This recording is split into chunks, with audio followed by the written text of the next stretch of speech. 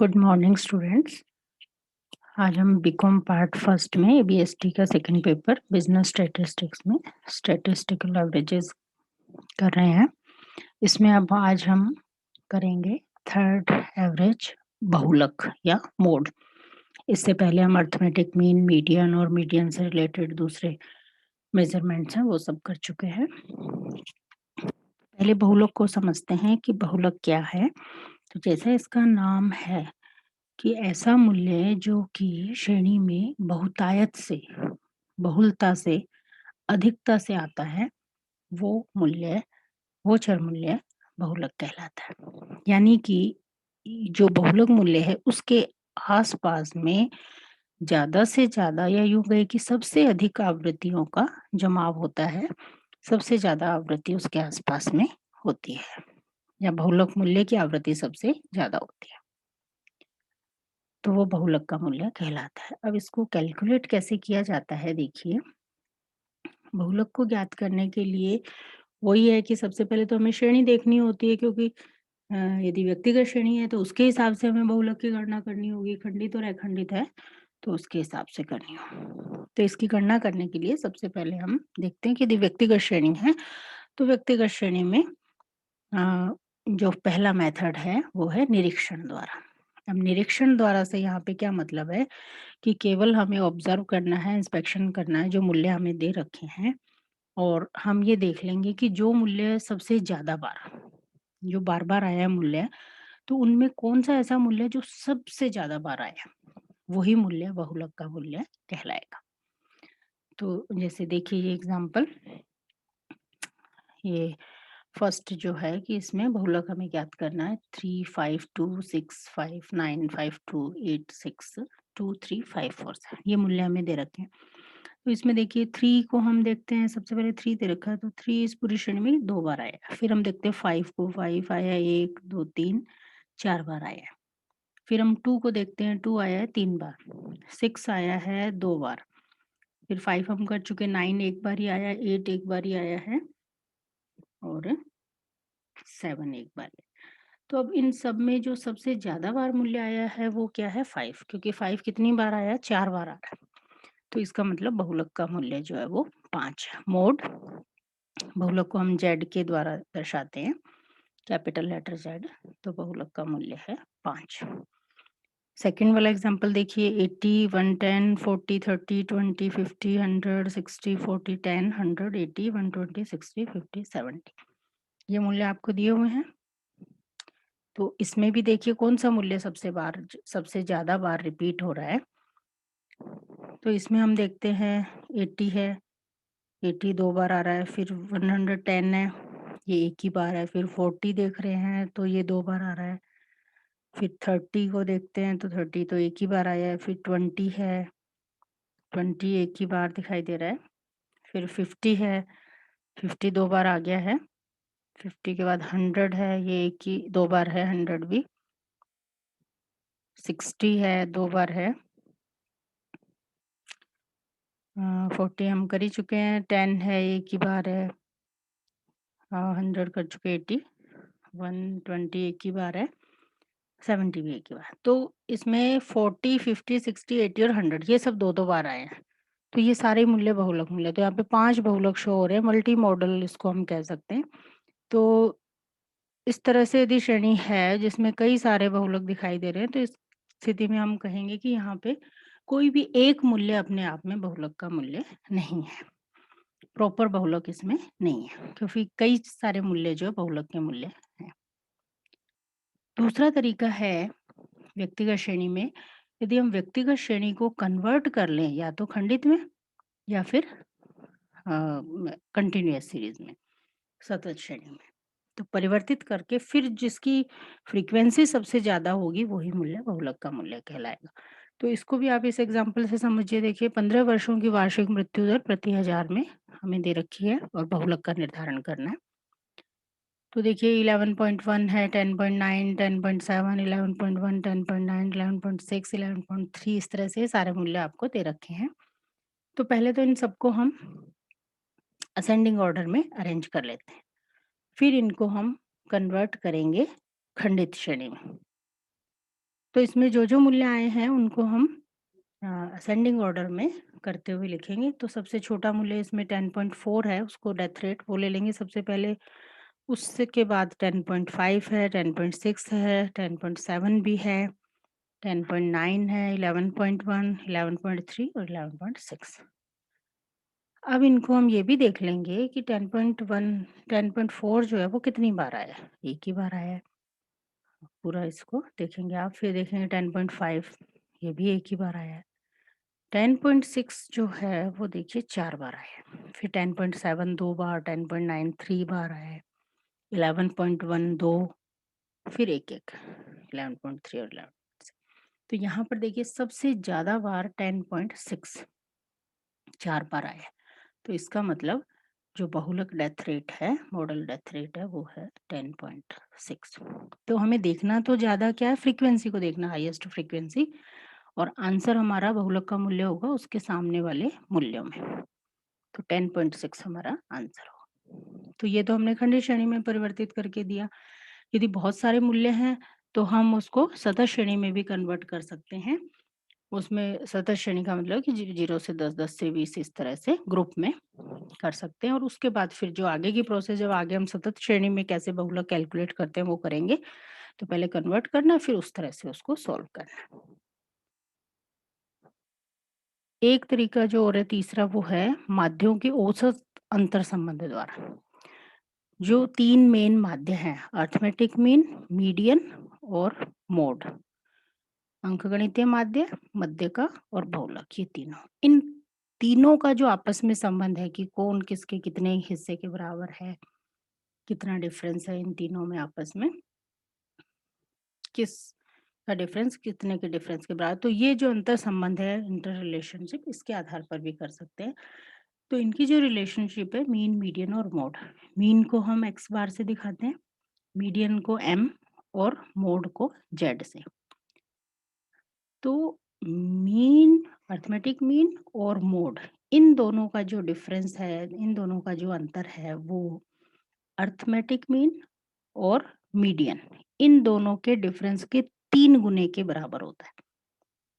अब इसको हम X bar minus Z is equal to 3 X bar minus M इस तरह से लिख सकते हैं, या इसको सॉल्व करके यदि हम लिखते हैं, क्योंकि यहाँ हमें क्या कैलकुलेट करना है, इसके आधार पे z मोड कैलकुलेट करना है। तो z इज इक्वल टू क्या हो जाएगा, 3m माइनस 2 एक्स बार, यानी मीडियन मध्यका का 3 गुना ले, उसमें से मीन माध्य जो है अंकगणितीय माध्य, उसका 2 गुना घटा दे, तो जो डिफरेंस आएगा वो किस मूल्य के बराबर होगा, बहुलक के मूल्य के बराबर। तो तीसरा तरीका ये भी है कि यदि हमें मीडियन और अरिथमेटिक मीन, इन दोनों के मूल्य मालूम है, तो हम तीसरा बहुलक का मूल्य निकाल सकते हैं। वैसे तो इन तीनों में से कोई भी 2 चीजें आपको पता है तो आप तीसरे को कैलकुलेट कर सकते हो। तो ये तो था व्यक्तिगत श्रेणी में। अब नेक्स्ट आता है खंडित श्रेणी। खंडित श्रेणी में बहुलक हम कैसे कैलकुलेट करेंगे। तो पहला मेथड वही निरीक्षण द्वारा है, केवल देख करके कि जिसकी हाईएस्ट फ्रीक्वेंसी है वही मूल्य बहुलक का मूल्य कहलाएगा। जैसे स्टूडेंट्स के मार्क्स हमें दे रखे हैं, तो देखिए 48 मार्क्स हैं 4 स्टूडेंट के, 49 है 10 के, 50 मार्क्स हैं 20 के, 51 है 11 स्टूडेंट्स के, 52 मार्क्स है 3 स्टूडेंट्स के, 53 है 2 स्टूडेंट्स के। तो इसमें सबसे ज़्यादा मार्क्स जो कि 20 स्टूडेंट्स के हैं, यानी सबसे ज़्यादा फ्रीक्वेंसी कितनी है 20, और इसका मूल्य कितना है 50, यानी 20 स्टूडेंट्स ने 50 मार्क्स प्राप्त किए हैं। तो इसलिए जो बहुलक का मूल्य है वो 20 होगा। बहुलक मार्क्स या प्राप्तांक कहलाएंगे 20। तो ये तो निरीक्षण द्वारा हुआ। दूसरा जो मेन महत्वपूर्ण मेथड है, क्योंकि ज़्यादातर जब भी बहुलक आपसे पूछा जाता है तो आपको इस तीसरे मेथड से ही काम में लेना है, जो कि ग्रुपिंग मेथड कहलाता है, समूहीकरण विधि। तो समूहीकरण विधि एकमात्र ऐसी विधि है कि इसमें आपको सोचने की जरूरत नहीं है कि हम किस तरह से बहुलक कैलकुलेट करें। किसी भी क्वेश्चन में किसी भी टाइप का है, वो किसी भी तरह की सीरीज है, उसमें यदि आप समूहीकरण द्वारा करते हो तो मतलब खंडित में भी और आगे अखंडित में भी, दोनों में ही समूहीकरण जो है वो बेस्ट मेथड है। उसको आप हर तरह की सिचुएशन में अप्लाई कर सकते हो और आपका बहुलक का मूल्य जो है वो सही निर्धारित होगा। तो समूहीकरण में हम, क्योंकि ये समूह बना करके आवृत्तियों के हम इसको करते हैं, इसलिए इसको ग्रुपिंग मेथड या समूहीकरण विधि कहते हैं। अब इसका तरीका क्या है? तो इसमें हम 3 स्टेप में काम करते हैं। पहला हम समूहीकरण सारणी बनाते हैं, ग्रुपिंग टेबल। फिर हम बनाते हैं विश्लेषण सारणी और फिर तीसरे स्टेप पे हम बहुलक ज्ञात करते हैं। तो देखिए ये कैसे हम करेंगे। पहला समूहीकरण सारणी बनाना। समूहीकरण सारणी जो बनाई जाती है वो आवृत्तियों के आधार पर बनाई जाती है, आवृत्तियों का समूहीकरण करके बनाई जाती है। तो इसमें हम क्या करते हैं, 6 कॉलम बनाते हैं। अब इन 6 कॉलम में आपको सबसे पहले कॉलम में सारी आवृत्तियां लिखनी है। सॉरी, आवृत्तियां आवृत्तियां आप लिखेंगे और देखेंगे उसमें सबसे हाईएस्ट आवृत्ति कौन सी है और उसको आप टिक लगा देंगे या सर्किल बना देंगे, उसको डार्क लिख देंगे, जो भी है कि आपको पता चल जाएगी ये सबसे हाईएस्ट है। उसके बाद सेकंड कॉलम में हम क्या करेंगे, दो दो आवृत्तियों के जोड़े बनाएंगे, पहली और दूसरी को जोड़ के लिख देंगे, फिर तीसरी और चौथी को, फिर पांचवी और छठी, इस तरह से दो दो आवृत्तियों के पेयर बना के उनका टोटल लिखेंगे। अब ये जो टोटल जो हाईएस्ट आएगा उसको भी हम टिक कर देंगे या सर्किल बना देंगे। फिर तीसरे खाने में हम पहली आवृत्ति को छोड़ देंगे और उसके बाद दो दो का ग्रुप बनाएंगे, यानी सेकंड थर्ड का, फोर्थ फिफ्थ का, सिक्स सेवन्थ का, इस तरह से। फिर चौथे खाने में हम अ, जो है अ, प्रथम जो फर्स्ट कॉलम में थी उसमें से तीन तीन आवृत्तियों को जोड़ेंगे। अभी तक हमने दो दो के पेयर बनाए थे, अब हम तीन तीन के पेयर बनाएंगे, तीन तीन को जोड़ेंगे और जो हाईएस्ट होगी उसको लिख देंगे। उसके बाद पांचवें खाने में हम पहली आवृत्ति को छोड़ करके तीन तीन का ग्रुप बनाएंगे और जो सबसे ज्यादा जिसका योग होगा उसको टिक कर देंगे। छठे खाने में पहली दो आवृत्तियों को छोड़ना है, उसके बाद तीन तीन का ग्रुप बनाना। यानी जो टोटल 6 खाने हैं उसमें पहले 3 में तो हम फर्स्ट में तो सिंगल-सिंगल का, फिर 2 खानों में 2-2 के ग्रुप और फिर 3 में 3-3 की ग्रुपिंग आपको करनी है। तो इस तरह से इन 6 खानों में आप ग्रुपिंग करेंगे। फिर हम बनाएँगे विश्लेषण सारणी। ये विश्लेषण सारणी इस तरह से बनानी है, वो जो आपने ग्रुपिंग की है, तो हर खाने में 6 खाने हमने बनाए थे, फर्स्ट खाने में सबसे हाईएस्ट कौन-सी थी, उसके सामने वाले कॉलम में हम उसकी टे एक बार खींच देंगे ताकि वो कैलकुलेशन में हमें आसानी रहे। बार लगाते जाएँगे हर खाने की कि कहाँ कौन-कौन सी आवृत्तियाँ, जैसे जहाँ पे 2-2 का पेयर बनाया था तो दोनों के सामने हम 1-1 बार लगा देंगे। जहाँ पे 3-3 का पेयर बनाया था वो हाईएस्ट थी तो तीनों में बार हम लगा देंगे। इस तरह से बार यूज़ करते हुए हम और फिर उन बार्स का टोटल कर लेंगे। तो जिसका टोटल सबसे हाईएस्ट होगा उसके सामने वाला मूल्य बहुलक का मूल्य कहलाएगा। तो इस तरह से बहुलक ज्ञात हो जाएगा। अब अखंडित या सतत श्रेणी है तो उसमें भी जो तरीका है वही है कि निरीक्षण से या फिर समूहीकरण। यदि जो बहुलक में क्या होता है कि जो फ्रीक्वेंसीज़ हैं वो नियमित रूप से दे रखी हैं, यानी शुरू में कम है, फिर बढ़ रही हैं, हाईएस्ट हो गई, फिर वापस उसी तरह से घट रही हैं। तो वो तो नियमित कहलाता है, तो वहाँ तो हम निरीक्षण द्वारा भी कर सकते हैं।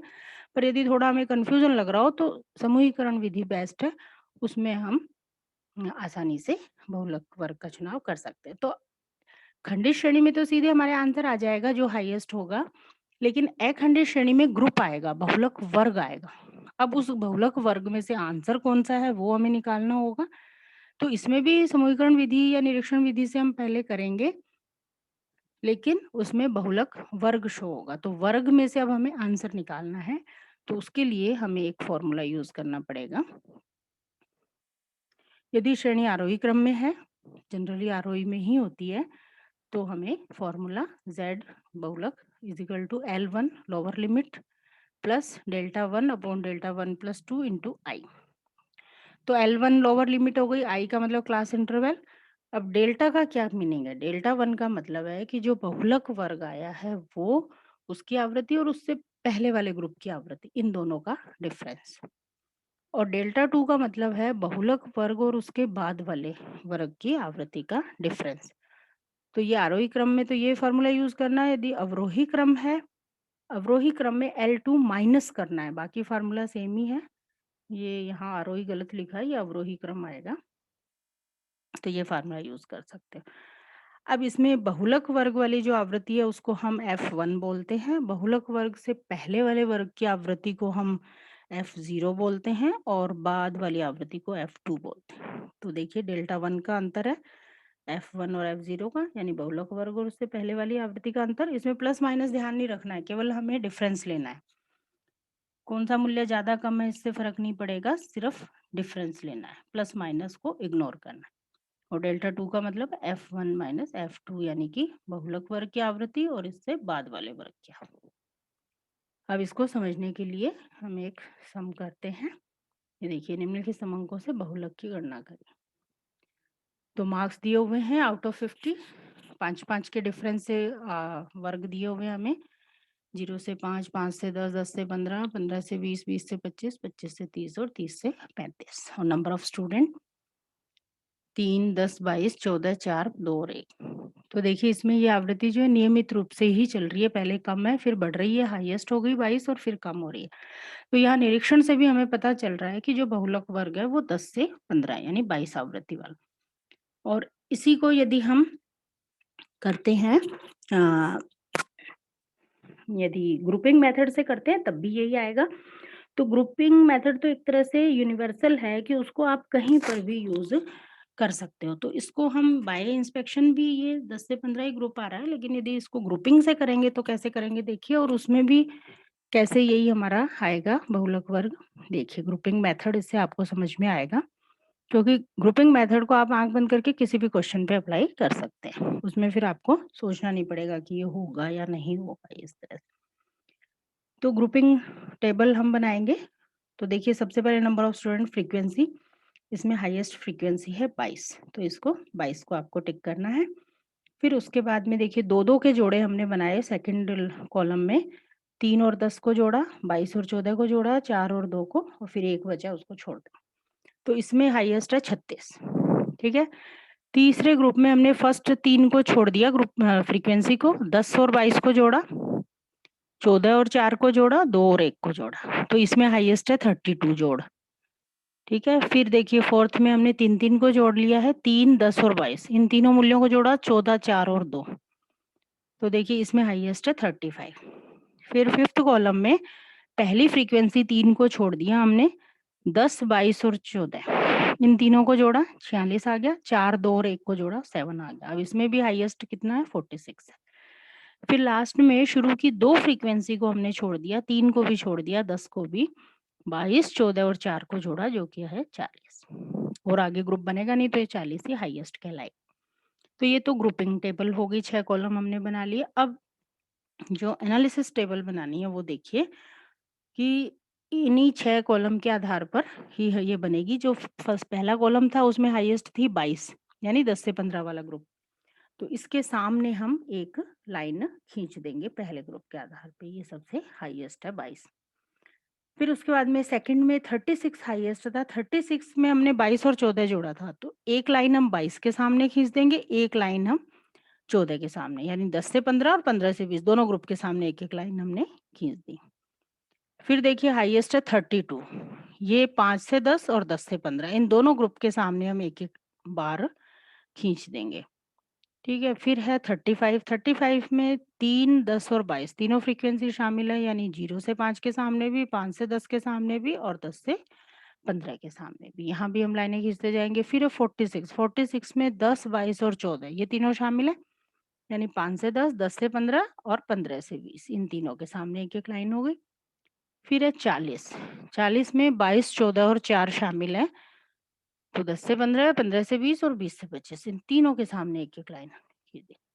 अब इन जो बार्स हमने खींची इनका टोटल करेंगे, तो 0 से 5 के सामने टोटल 1 आ रहा है, 5 से 10 के सामने 3 आ रहा है, 10 से 15 के सामने 6 और 15 से 20 के सामने 3 और 20 से 25 के सामने 1। तो इनमें हाईएस्ट कितना टोटल है 6, और 6 के सामने का ग्रुप है 10 से 15, यानी 10 से 15 का वर्ग जो है वो बहुलक वर्ग कहलाएगा, मॉडल ग्रुप कहलाएगा। अब इस 10 से 15 के बीच में बहुलक का आंसर क्या है वो कैलकुलेट करने के लिए हमें फॉर्मूला लगाना पड़ेगा। Z is equal to L1 plus delta 1 upon delta 1 plus delta 2 into i. तो पहले हम डेल्टा 1 डेल्टा 2 कैलकुलेट कर लेते हैं। L1 तो 10 रहेगा ही, क्लास इंटरवल 5 5 है ही। डेल्टा 1 के लिए आपको क्या करना है कि बहुलक वर्ग कितना 10 से 15, इसकी फ्रीक्वेंसी इससे पहले वाले ग्रुप की फ्रीक्वेंसी यानी 22 और 10 का डिफरेंस यानी कि 12। और डेल्टा 2 के लिए बहुलक वर्ग और उसके बाद वाली 22 और 14 का डिफरेंस, 22 और 14 का डिफरेंस ये हो गया 8। तो ये डेल्टा 2 हो गया।